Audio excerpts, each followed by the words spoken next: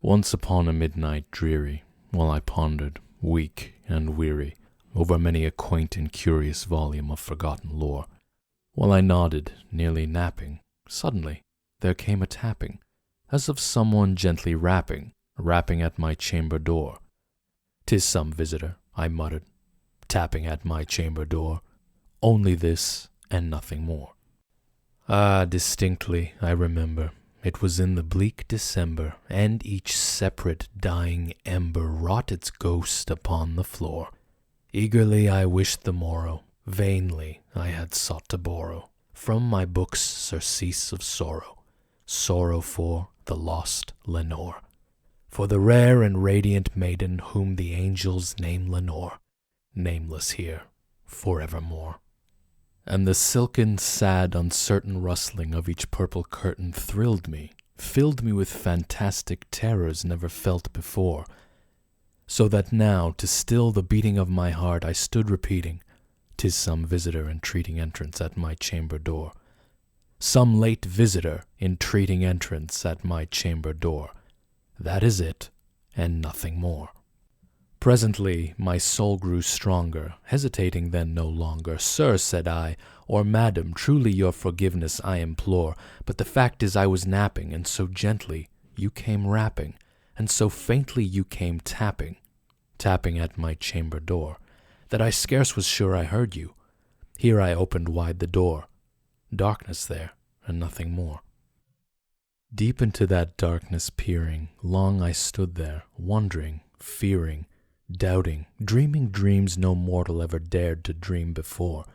But that silence was unbroken, and the stillness gave no token, and the only word there spoken was the whispered word, "Lenore?" This I whispered, and an echo murmured back the word, "Lenore." Merely this, and nothing more. Back into the chamber turning, all my soul within me burning, soon again I heard a tapping, somewhat louder than before.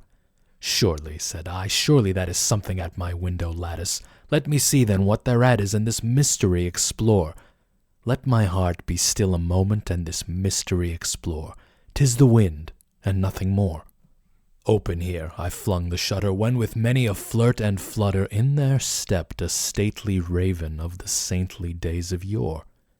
Not the least obeisance made he, not a minute stopped or stayed he, but with mine of lord or lady perched above my chamber door, perched upon a bust of Pallas just above my chamber door, perched and sat, and nothing more.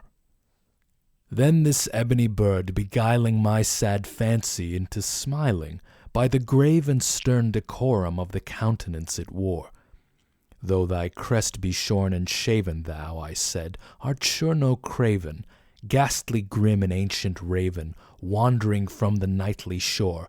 Tell me what thy lordly name is on the night's Plutonian shore." Quoth the raven, "Nevermore." Much I marvelled this ungainly fowl to hear discourse so plainly, though its answer little meaning, little relevancy bore. For we cannot help agreeing that no living human being ever yet was blessed with seeing bird above his chamber door, bird or beast upon the sculptured bust above his chamber door, with such name as Nevermore.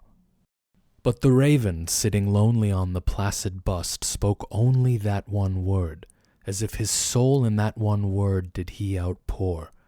Nothing further than he uttered, not a feather than he fluttered, till I scarcely more than muttered, "Other friends have flown before.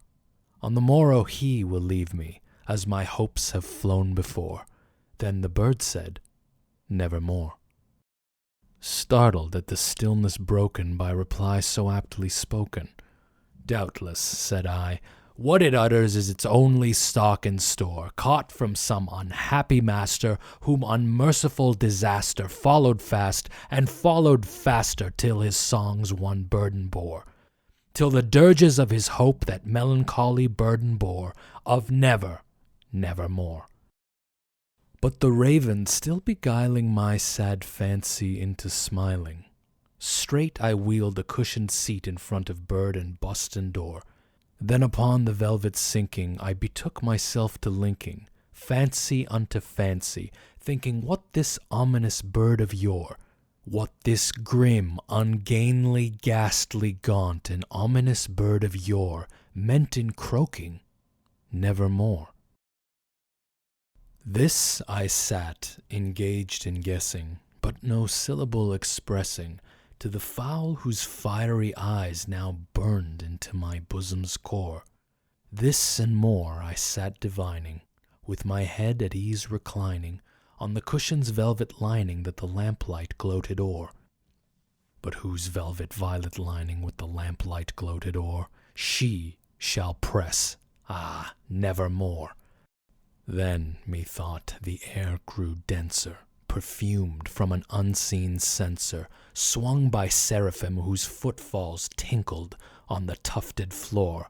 Wretch, I cried, thy God hath lent thee, by these angels he hath sent thee, respite and nepenthe from thy memories of Lenore.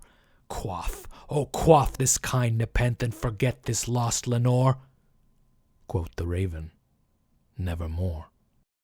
Prophet, said I, thing of evil, prophet still, if bird or devil, whether tempter sent or whether tempest tossed thee here ashore, desolate yet all undaunted, on this desert land enchanted, on this home by horror haunted, tell me, truly I implore, is there balm in Gilead?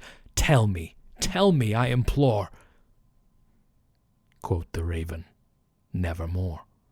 Prophet, said I, thing of evil, prophet still, if bird or devil, by that heaven that bends above us, by that God we both adore, tell this soul, with sorrow laden, if within the distant Aidenn it shall clasp a sainted maiden, whom the angels name Lenore. Clasp a rare and radiant maiden, whom the angels name Lenore. Quoth the raven, nevermore.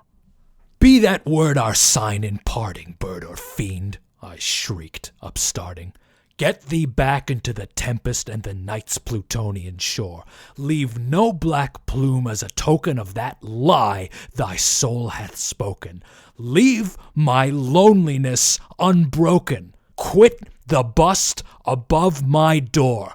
Take thy beak from out my heart, and take thy form from off my door. Quoth the raven, nevermore.